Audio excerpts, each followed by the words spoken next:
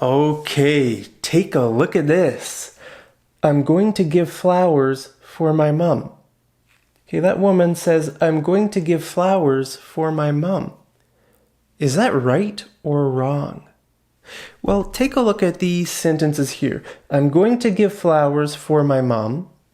I'm going to give flowers to my mom. I'm going to give my mom flowers. What's the difference between these sentences? Do you know? Well, in this lesson, I'm going to teach you. And hey, if you like getting tips like this, I would love it if you subscribe to my channel right down there. Okay, so this one is wrong. Give flowers for my mom. You cannot say that. I'm going to give flowers for my mom. You have to say, I'm going to give flowers to my mom. Or you can say, give my mom flowers. I'm going to give my mom flowers. Okay, so both of these are right. Now, native English speakers use this way very often. Okay, and English learners use this way or this way much more than this way. This one is wrong. Okay, this one is right, and this one is right. But native English speakers use this one very often. And I think that's one of the differences between native English speakers and English learners. Okay, so in this lesson, I'm going to teach you about to and for. What's the difference between to and for? And I'm going to teach you about this way. Okay, but first I want to tell you a secret. Okay, the secret is when you use the word for, the next word has ing if it's a verb. Okay, if it's a verb here, then it's ing. Okay, for example, look at this. Forgo, for drive, forgive, for help, for do, for see, for make, for be. Wrong. All of those are wrong. Are you guilty of saying these things? Well, you need to stop because these are wrong, okay? It should be forgoing, for driving, for giving, for helping, for doing, for seeing, for making, for being. Okay, let's look at some examples. Thank you for being so kind to me. Thank you for being so kind to me. Look, for being. Okay, let's look at another example. Thank you for helping me learn English. Hey, thank you for helping me learn English. Not thank you for help me. No, that's wrong. Because for needs ing here. Okay, I bought some sugar for making cookies. Okay, I bought some sugar for making, not for make cookies. Okay, for making cookies. Okay, so that's the reason.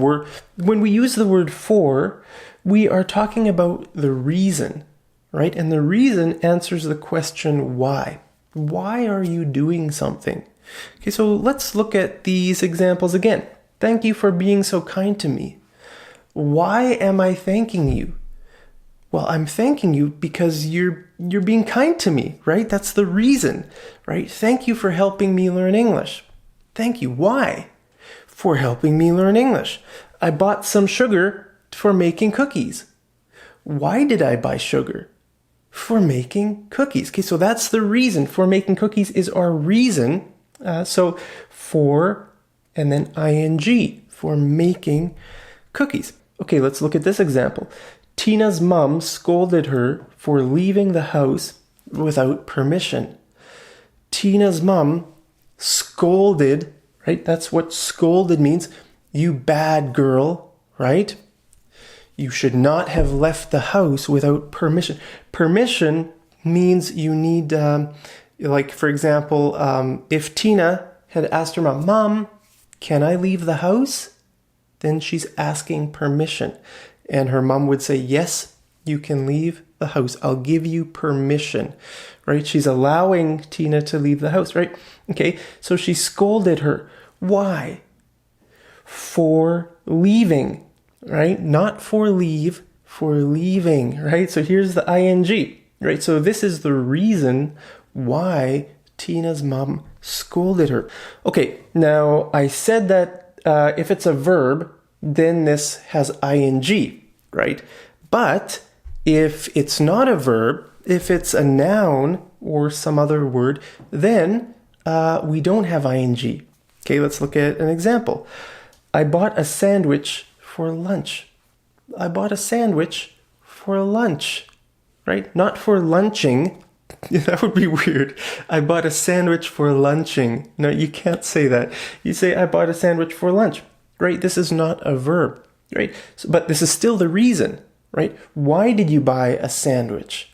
I bought a sandwich for lunch, for my lunch, right? You're going to eat lunch.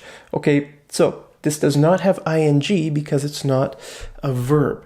Okay, I bought a present for her. I bought a present for her, not for herring, for herring, right? This is not a verb, it's a pronoun. This is called a pronoun, right? Words like it, he, she, them, those are pronouns, right? Okay, now I said this sentence was wrong, right? Give flowers for my mom. We can't say for my mom. Why not? Well, it's because there's an action, right? There's a direction. You're giving the flowers to. Okay, so you need to say to my mom. Okay, or you could say I'm driving to the restaurant. I'm driving to, right? You're not driving for the restaurant. You're driving to the restaurant. Okay. Now, if you say I'm driving for the restaurant, that means the restaurant hired you, and now you're this guy here. You're driving this Domino's pizza car, and you are coming to my house to give me pizza. Wow! Thank you so much for delivering pizza to my house. Okay, so that's what this means. I'm driving for the restaurant. So when you arrive at my house, you could say, I'm driving for the restaurant. If I ask you, hey, what are you doing these days? You could say, I'm driving for the restaurant. Now, that's what it would mean, but it's a bit awkward because you wouldn't really say this in real life. It would be more natural to say, I'm working, for this company. I'm driving, I'm doing delivery driving for this company. Okay, so there's some other way to say this, but that's what this would mean. Okay, if you drive for the restaurant, it doesn't mean you're driving to the restaurant. It means you're driving probably away from the restaurant to deliver pizzas to people's houses. Okay, so look at this. I'm giving flowers for my mom. Okay, this means that you are giving someone flowers, instead of your mom. Your mom gave you flowers to give to someone else. Okay, so you're giving that person flowers for your mom. Does that make sense? Right? This sentence is a bit strange as well, but that's what this means. So have you ever heard of the word behalf? Behalf. Have you heard that word before? On behalf of. What does it mean if you give something to someone on behalf of someone else? Right? This is what it means, okay? You could say these flowers are from my mom, okay? So you're talking to that person, right? These flowers are from my mom, right? It means your mom gave you the flowers. Maybe your mom, maybe your mom's busy. She didn't have enough time to give that person flowers directly. Okay, so she asked you to give flowers to that person, right? So you could say these flowers are from my mom, or you could say these flowers are on behalf of my mom. On behalf of, okay? Or these flowers are courtesy of my mom. These flowers are courtesy of my mom. Okay, all of these mean the same thing. This one is probably the easiest, right? These flowers are from my mom. Okay, now we call this acting on behalf of someone else. Acting on behalf of someone else, right? It's like you are acting like this person, like your mom, right? You are sort of pretending to be your mom and you are giving that person the flowers. You're acting on your mom's authority. That's what this concept means. Now, we use this in English all the time, right? You might say hi from me. Hey, if you see John tomorrow, say hi to him from me. Say hi from me. Or say hi for me. Say hi to him for me. Okay, these mean the same thing. This one is probably a bit more common. Hey, say hi for me. Say hi to him from me. Both are okay, but I think this one is a bit more common. Okay, now take a look at this. Give her a hug for me. Give her a hug for me. Give her a hug from me. Is there any difference? No, there's no difference. They mean the same thing, okay? I think most people, I would probably say this one, but sometimes you hear native English speakers say this too. Okay? Hey, give her a hug for me, okay? So the mom tells her daughter to give, maybe her grandma or cousin or something. Hey, give her a hug for me. Hey, give Wendy a hug for me. When you see Wendy, give her a hug for me. Give her a hug from me. Both are okay. Okay, so let's take a closer look at the difference between for and to, because these words can be a bit confusing sometimes, right? Okay, so some verbs in English usually take to, and some verbs usually take for, right? For example, if you give something to someone, you give it to them, right? You don't give it for them. But if you buy something, then you buy it for someone or buy it for some purpose, right? You don't buy to. I bought to. You can't say buy and to, right? You buy for, you give to. Okay, so a lot of verbs in English sort of take one or the other. It's more natural. Okay. So let's take a look at this example. I'm going to bake a cake. Which one is right here? To or for? I'm going to bake a cake to mom or for mom? Well, here it's the correct one is for, right? I'm going to bake a cake for mom, right? Because of the word bake. Okay, you bake things for people. You don't bake things to. You can't bake to someone. You have to bake for someone. Okay, take a look at this. He's going, virus definitions update. My computer is updating its viruses. Wow, that's great news. That means I won't get a virus. Thank you so much, Apple, for ruining my video and updating my viruses. Okay, so he's going to Bulgaria or for Bulgaria. Which one is right? This is easy, He's going to Bulgaria. Okay, now take a look at this. He's going to work or for work. Which one do you think is right? Now, this one is a bit tricky. He's going to work or he's going for work. Well, that's because of the word work can mean three different things. Okay, work can mean a place, right? If you say I'm going to work, maybe you work at McDonald's restaurant. Okay, so then if you say I'm going to work, that means you're going to that location. You're going to that McDonald's, right? I'm going to work. It's a place, okay? Or it can be an action, right?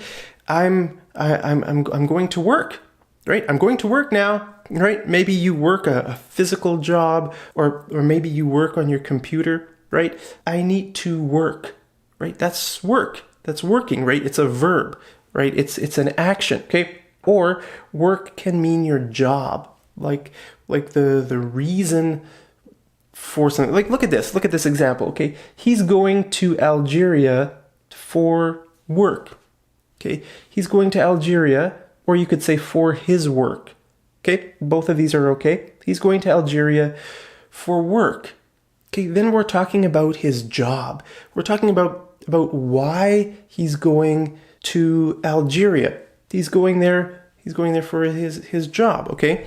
Look at this. I like driving my bike to work. Okay, here we're talking about the place. We're talking about the destination. Where are you going? You're going to work. I like driving my bike to work. You drive there every day, right? It's a place, right? And if you look at this, I need to work hard. I need to work hard, okay? This is not talking about your job. This is not talking about a place where you work. This is the verb, an action, right? To work. Okay, I need to work hard to pay my bills, right? So it's a verb. So the word work is a bit tricky. You can go to Algeria for work, or you can go to Algeria to work. Okay, so it's you need to, so both are possible in English. You just need to know sort of the difference in the verb, the noun, the meaning, right? Okay, so take a look at this. I bought some sugar for making cookies. I bought some sugar to make cookies. Which one is right? What's the difference between these? Well, actually, they're both correct. They're both right. Here we have for with ing. That's right. Here we just have to make. So they're both right. Which one is better? I bought some sugar for making cookies. I bought some sugar to make cookies. Well, actually, they are both great. You can use either one. So what I want to tell you is that very often this is flexible. Okay, to or for, if you're not sure, sometimes you can choose either one. It's flexible. It's your choice. So don't think in English that something is always this way or always this way. Very often things in English are flexible. You can choose which one you want. Okay, so take a look at this. I'm going to the mall for buying shoes. I'm going to the mall for buying shoes, or I'm going to the mall to buy shoes. Which one do you think is better? Okay, they're both right. Well, this one is a bit awkward. This one doesn't sound very natural, right? Actually, this one is better. It's just more simple, right? I'm going to the mall to buy shoes. Okay, so this one is better. But take a look at this example. Mom, I need money for buying shoes. Or, Mom, I need money to buy shoes. Which one is better? Well, I don't know. I think they're both great. Mom, I need money for buying shoes. Mom, I need money to buy shoes. Okay, so they're both correct. You could say whichever one you want. But remember, for buying, remember the ing. You can't say for buy. If you have for, you always need ing. Okay, but I think this one might be a little bit better. Mom, I need money to buy shoes. I need money to buy shoes. I need money for buying shoes. I don't know. Even native English speakers sometimes are confused. You could say either one of these. Okay, now I told you that this one is correct and this one is correct, right? Give flowers to my mom and give my mom flowers. And I told you that native English speakers often use this one, and English learners often use this one more. Actually, they're both correct. Native English speakers use this one too, but native English speakers use this one more than English learners. Okay, so that's what I just want to give you some examples of this so you can see how it works. So the difference between a native English speaker and an English learner. Okay, so take a look at this example here. I gave her some advice, but she didn't take it. Okay, I gave her some advice, but she didn't take it. Okay, for example, I told her to buy a Toyota car, but she bought a BMW. Right? I gave her advice to buy a Toyota, but she bought a BMW, so she didn't take my advice. She didn't take it. Okay, now an English learner might say this: I gave advice to her, but she didn't take it. Now this is correct. You could say this: I gave advice to her, but she didn't take it. But the other way is a bit more natural, right? I gave her advice, but she didn't take it. Okay, so both are right, but one is a bit more natural. Okay, so take a look at this example here. Okay, I gave my mom the keys. I gave my mom the keys, I give key for my mom. Okay, very often English learners say this, and this is a mistake. There are 3 mistakes in this sentence here. I give key for my mom. Can you spot the 3 mistakes? Well, the first mistake is give. It should be gave because it's in the past, right? I gave, it already happened, right? I gave, so you need to use the past tense verb. I gave key. No, I gave the keys, right? More than one key. I gave the keys. Okay, it's a noun, so we use the keys. The, not just any key, the keys, right? I gave maybe the car keys. I gave the house keys, right? I gave the keys. And then the third mistake is 4. It should be 2. I gave the keys to my mom. Okay, so you could say, I gave the keys to my mom, or you could say, I gave my mom the keys. Okay, and like I said, very often native English speakers choose this one. Now, you could say this one, this is great too, right? Sometimes I would say this too. Yeah, I gave the keys to mom. I gave the keys, you could say this, but a lot of times English learners don't use this one. So I want to show you some examples to help encourage you to try to use this one, just to challenge yourself, to improve your English, to make it more natural. Okay, give me a hug. Give me a hug. Give hug for me. Give hug for me. Right? Now this is wrong. This should be a hug, not just hug. Okay, give a hug, not for me, to me. Right? Give a hug to me. But that sounds weird. That sounds unnatural. You should just say this. Give me a hug. Give me a hug. Okay? So what's happening here? Look, the word me is over there, and then English learners are putting me at the end. For me, to me, always putting it at the end. Whereas, look where it is here, right? It's over there. Give me a hug. Give my mom the keys, not give the keys to my mom or for my mom, right?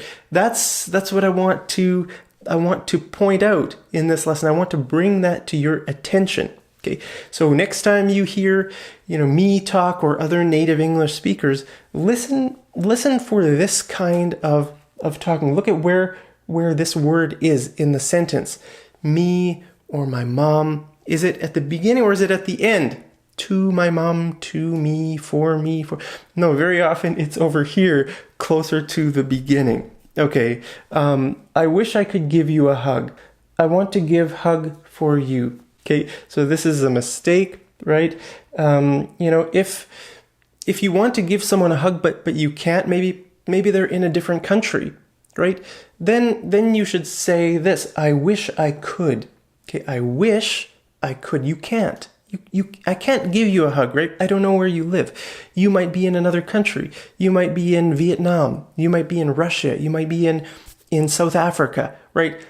I can't give you a hug because I'm in Canada, right? So I should say, I wish I could give you a hug. Okay, so that's right.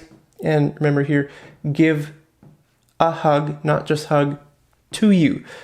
So, you could say, I want to give a hug to you. I want to give a hug to you, but it's better to say, I wish I could give you a hug, right? Hey, that's true. I wish I could give you a hug. Here's a big hug. I'll hug my microphone, right? And a kiss. Okay, so I just want to stop and say, do you want me to make more lessons on this topic? I want to ask you this. This is a big topic, right? I could keep giving you hundreds and hundreds of examples, difference between 2 and 4, and the other way I showed you, the way native English speakers talk. Do you want me to make more lessons on this topic? Because I know this video is already very long, right? I don't want to make 1-hour lessons. You might get bored. So if you want me to make more lessons on this topic, then let me know down there in the comments. But right now, let's do some homework. Okay, I want to thank you for comment or commenting on my videos. Which one is right? I forgot. Can you teach me which is the right one? Thank you for comment on my videos, or thank you for commenting on my videos. Can you let me know which is the right answer down there in the comments, and I'll see you over in the next episode of Mad English TV. Take care.